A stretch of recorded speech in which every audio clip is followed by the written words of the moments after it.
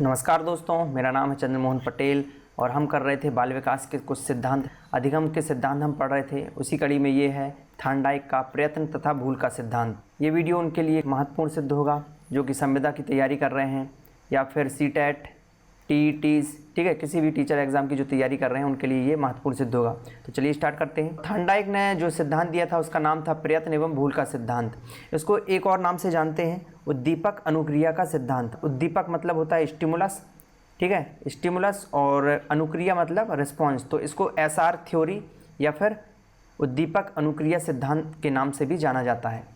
Thorndike का पूरा नाम था एडवर्ड थॉर्नडाइक, ठीक है, पिक्चर देख सकते हैं आप इनकी। और इनकी बुक आई थी 1913 में। इनकी बुक का नाम भी आपको याद रखना है, एजुकेशन साइकोलॉजी, शिक्षा मनोविज्ञान। ये यूएसए के रहने वाले थे और इन्होंने अपना प्रयोग किया था बिल्ली पर, भूखी बिल्ली पर। और इन्होंने जो स्टिमुलस या उद्दीपक के रूप में यूज़ किया था मांस का टुकड़ा या फिर मछली का टुकड़ा।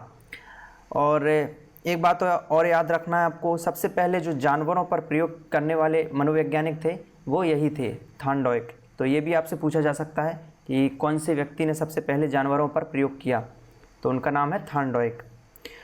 आगे प्रयोग देखेंगे हम तो आपको और सारी चीज़ें क्लियर हो जाएंगी। ये कुछ उपनाम हैं इस सिद्धांत के जो हम बाद में पढ़ेंगे। आप जब प्रयोग समझ लेंगे तो ये नाम आपको आसानी से याद हो जाएंगे। तो ये सेटअप है, एक बॉक्स लिया था थॉर्नडाइक ने और उसमें एक भूखी बिल्ली को उसने बंद कर दिया अंदर, ठीक है। और बॉक्स में एक लीवर लगा होता था जिसको दबाने से ये जो गेट दिखाई दे रहा है आपको, दरवाज़ा खुलता था और बिल्ली बाहर आ सकती थी। बॉक्स के बाहर एक मछली का टुकड़ा या फिर मांस का टुकड़ा रखा गया जो कि उद्दीपक का कार्य कर रहा है। बिल्ली जो है अंदर है, ठीक है। बिल्ली बाहर आने का प्रयास करेगी, मछली के टुकड़े को जैसे ही देखेगी तो बाहर आने का प्रयास करेगी। कुछ प्रयासों के बाद वह धोखे से या फिर त्रुटिवश उसका पैर जो है लीवर पे पड़ जाएगा, दरवाज़ा धोखे से खुल जाता है। ये क्रिया जो है बार बार करता है थॉर्नडाइक, ठीक है। उसको फिर अंदर बंद कर देता है। पहली बार में तो बिल्ली काफ़ी टाइम के बाद दरवाज़ा खोल पाती है, लेकिन अगले बार उसको पता चल जाता है कि इस लीवर को दबाने से दरवाज़ा खुलता है। तो इस तरीके से बॉक्स का दरवाज़ा खोलने में बिल्ली जो है दक्ष हो जाती है। वो सीख जाती है कि बॉक्स का दरवाज़ा कैसे खुलेगा या फिर लीवर को दबाने से बॉक्स खुलता है, ये उसको पता चल गया है। तो इसलिए इस सिद्धांत का नाम जो है प्रयत्न एवं भूल का सिद्धांत है कि बार बार प्रयत्न करने से जो है गलतियाँ कम होंगी और जब बहुत सारी गलतियों के बाद एक टाइम ऐसा आएगा कि बिल्ली जो है बिना गलती करे बॉक्स का दरवाज़ा खोलने में सक्षम हो जाएगी। तो यही सिद्धांत है बेसिकली, और कुछ नहीं है। अब इसके हम उपनाम देखते हैं, आपको आसानी से याद हो जाएंगे। प्रयास एवं त्रुटि का सिद्धांत, ठीक है। बिल्ली ने काफ़ी बार प्रयास किया, कुछ त्रुटियों के बाद जो है बॉक्स खुलने में जो है सहायता मिली उसको, इसलिए इसका नाम है प्रयास एवं त्रुटि का सिद्धांत। प्रयत्न एवं भूल का सिद्धांत वही है। आवृत्ति या बार बार का सिद्धांत, मतलब बार बार कोशिश करने के बाद बिल्ली जो है एक टाइम के बाद दरवाज़ा खोलने में जो है सफल हो जाती है, इसलिए इसको नाम दिया गया आवृत्ति या बार बार का सिद्धांत, ठीक है। अगला है उद्दीपक अनुक्रिया सिद्धांत। तो उद्दीपक, यहाँ पर मछली का टुकड़ा, मछली थी, उद्दीपक को देखकर या मछली को देखकर बिल्ली अनुक्रिया कर रही थी बार बार, इससे उसको सफलता मिली और फिर वह सीख गई दरवाज़ा खोलना। और एक नाम है एसआर बॉन्ड का सिद्धांत, ठीक है। एसआर मतलब स्टिमुलस रिस्पॉन्स थ्योरी, संबंधवाद का सिद्धांत। और एक है अधिगम का बंद सिद्धांत। बंद सिद्धांत मतलब बॉक्स के अंदर बंद है बिल्ली, इसलिए इसका नाम है बंद सिद्धांत। आई होप आपको ये सारे नाम याद हो गए होंगे अब। तो यही था थॉर्नडाइक का प्रयत्न एवं भूल का सिद्धांत कि एक विशेष स्थिति या उद्दीपक होता है तो उसे एक विशेष प्रकार की प्रतिक्रिया करने के लिए प्रेरित करती है। जैसे कि बिल्ली को, मछली जो है उद्दीपक का कार्य कर रही है बिल्ली के लिए, मछली को देखकर बिल्ली प्रतिक्रिया करने लगती है। इस प्रकार एक विशिष्ट उद्दीपक का एक विशिष्ट प्रतिक्रिया से संबंध स्थापित हो जाता है, जिसे उद्दीपक प्रक्रिया द्वारा व्यक्त किया जाता है। अब ये कुछ नियम हैं जो कि थॉर्नडाइक ने दिए थे, सीखने के नियम, ठीक है। टोटल 8 नियम दिए थे थॉर्नडाइक ने अपने प्रयोग के आधार पर, और ये आपके एग्ज़ाम की दृष्टि से काफ़ी महत्वपूर्ण है, कई बार पूछे जाते हैं। कुछ 3 प्रमुख नियम थे और 5 थे सहायक नियम। तो ये 3 प्रमुख नियम दिए थे थॉर्नडाइक ने। पहला था तत्परता का नियम। किसी कार्य को करने के लिए व्यक्ति जितना तत्पर रहेगा उतनी आसानी से वह सीख पाएगा। ठीक है। जैसे आप किसी घोड़े को तालाब के पास तो ले जा सकते हैं, लेकिन उसे पानी पीने के लिए बाध्य नहीं कर सकते। उसी प्रकार किसी विद्यार्थी को आप अच्छे स्कूल में एडमिशन करा सकते हैं, अच्छी किताबें दे सकते हैं, लेकिन उसको पढ़ने के लिए बाध्य नहीं कर सकते। इसलिए जब तक व्यक्ति तत्पर नहीं होगा तो वह सीखेगा नहीं। तो ये था तत्परता का नियम। दूसरा नियम था अभ्यास का नियम। अभ्यास में 2 प्रकार के नियम थे, एक था उपयोग का नियम और दूसरा अनुपयोग का नियम।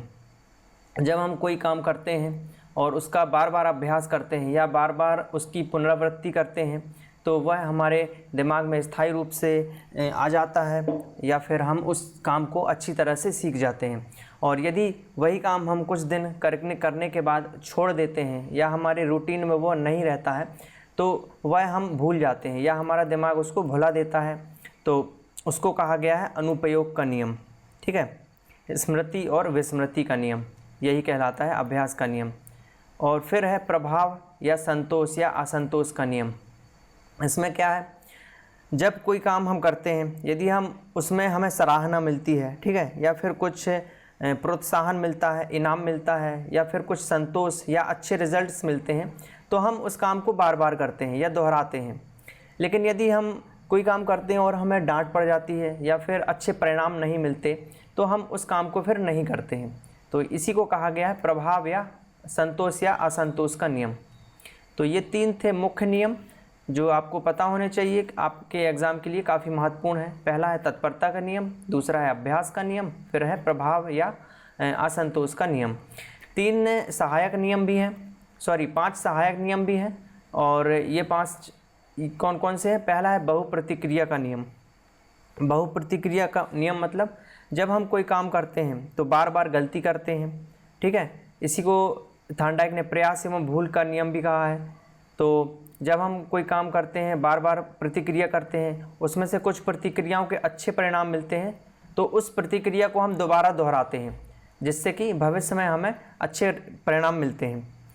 और फिर है मनोवृत्ति का नियम। जब तक आपकी मनोवृत्ति नहीं होगी तो आप उस काम में अच्छा नहीं कर पाएंगे, ठीक है। किसी भी कार्य को जिस मनोवृत्ति से या मन से करते हैं वैसी ही सफलता आपको मिलती है। फिर है आंशिक क्रिया का नियम। आंशिक क्रिया का नियम में क्या होता है, किसी कार्य को हम छोटे छोटे भागों में तोड़ लेते हैं, ठीक है। कोई बड़ा काम है उसको हम छोटे छोटे टुकड़ों में विभाजित कर लेते हैं, फिर काम करते हैं तो जल्दी सफलता मिलती है। आत्मीकरण का मतलब है इतिहास में जो हमने पहले जो काम किया है उस कार्य का ज्ञान नए कार्य में मिला देना। मान लो आप साइकिल चलाना जानते हैं तो आप बाइक जो है आसानी से चला पाएंगे, तो उसी को कहा गया है आत्मीकरण का नियम। फिर है संबंधित परिवर्तन का नियम। मतलब क्रिया का रूप तो वही रखा जाता है लेकिन परिस्थितियों में परिवर्तन कर दिया जाता है। इसके कुछ शैक्षिक महत्व हैं, ठीक है। पहला है बड़े और मंदबुद्धि बालकों के लिए ये सिद्धांत उपयोगी है। फिर है धैर्य व परिश्रम के गुणों का विकास होता है। सफलता के प्रति आशा, कार्य की धारणा स्पष्ट होती है, शिक्षा के प्रति रुचि बढ़ती है, और गणित, विज्ञान और समाजशास्त्र आदि विषयों के लिए उपयोगी है ये सिद्धांत। अब कुछ प्रश्न करेंगे हम जो कि इस सिद्धांत से संबंधित है। पहला प्रश्न है, उद्दीपन और अनुक्रिया में बंध स्थापित होना ही अधिगम है, यह कथन किस सिद्धांत पर आधारित है? तो आपको पता है उद्दीपन और अनुक्रिया का सिद्धांत दिया था थार्नडाइक ने, और थार्नडाइक ने ही कहा था प्रयास व भूल का सिद्धांत। तो इसका आंसर क्या है? प्रयास व भूल का सिद्धांत। दूसरा क्वेश्चन है, अधिगम के बंध सिद्धांत को किसने दिया था? तो अधिगम का बंध सिद्धांत, इसका ये उपनाम है। प्रयास व भूल का सिद्धांत का उपनाम अधिगम का बंध सिद्धांत। तो ये किसने दिया था? थार्नडाइक ने। तीसरा क्वेश्चन है, थार्नडाइक का अधिगम का प्रयत्न एवं भूल सिद्धांत उनके किस नियम पर आधारित है? तो बिल्ली जो है बार बार प्रतिक्रिया कर रही थी, बहुत सारी बहुप्रतिक्रिया करने के बाद जो है उसको सफलता मिलती है, इसलिए ये कौन सा सिद्धांत है? बहुप्रतिक्रिया का नियम, ठीक है। इस नियम पर आधारित है प्रयत्न एवं भूल का सिद्धांत। बार बार प्रतिक्रिया करने पर किसी एक प्रतिक्रिया पर अच्छे परिणाम मिलते हैं तो हम फिर उस परिणाम को लेकर जो है काम करना सीख जाते हैं। फिर है, शिक्षक अपनी संपूर्ण विषय सामग्री को छोटे छोटे खंडों में विभाजित कर छात्रों के सामने रखता है, यह अधिगम के किस नियम पर आधारित है? तो हमने देखा था आंशिक क्रिया के नियम में किसी बड़े काम को छोटे छोटे खंडों में विभाजित करके करते हैं तो हमें सफलता जल्दी मिलती है। तो इसका आंसर क्या है? आंशिक क्रिया का नियम। फिर है अधिगम के सिद्धांत में अभ्यास द्वारा सीखने पर बल दिया। तो अधिगम के सिद्धांत पर अभ्यास द्वारा बल किस में दिया था? उद्दीपन और अनुक्रिया का नियम। ठीक है, उद्दीपन और अनुक्रिया के नियम द्वारा हम अभ्यास द्वारा सीखते हैं। अगला क्वेश्चन है, पशुओं पर सबसे पहले प्रयोग करने वाले मनोवैज्ञानिक कौन थे? तो मैंने आपको बताया था पशुओं पर सबसे पहले प्रयोग किया था थार्नडाइक ने। प्रभाव का विस्तार नियम किससे संबंधित है? तो प्रभाव का विस्तार नियम किससे संबंधित है? थार्नडाइक से।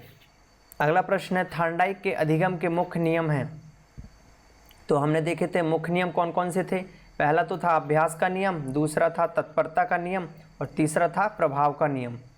ठीक है, तो ये सभी क्या हैं? अधिगम के नियम। मुख्य नियम जो थार्नडाइक ने दिए थे 3, उनमें से ये तीनों हैं, तो आपका आंसर हो जाएगा सभी। तो ये था उद्दीपक अनुक्रिया सिद्धांत जो कि थार्नडाइक ने दिया था। और इसके बाद हम पढ़ेंगे स्किनर का क्रिया प्रसूत सिद्धांत। तो इस वीडियो को भी आप ध्यान से देखें क्योंकि ये भी आपके एग्ज़ाम के लिए काफ़ी महत्वपूर्ण होगा। यदि आपको वीडियो पसंद आया तो लाइक करें और अपने दोस्तों के साथ भी शेयर करें, और अभी तक चैनल सब्सक्राइब नहीं किया है तो कर लें और बेल आइकन को भी दबा लें ताकि नोटिफिकेशन प्राप्त होते रहें। Thank you.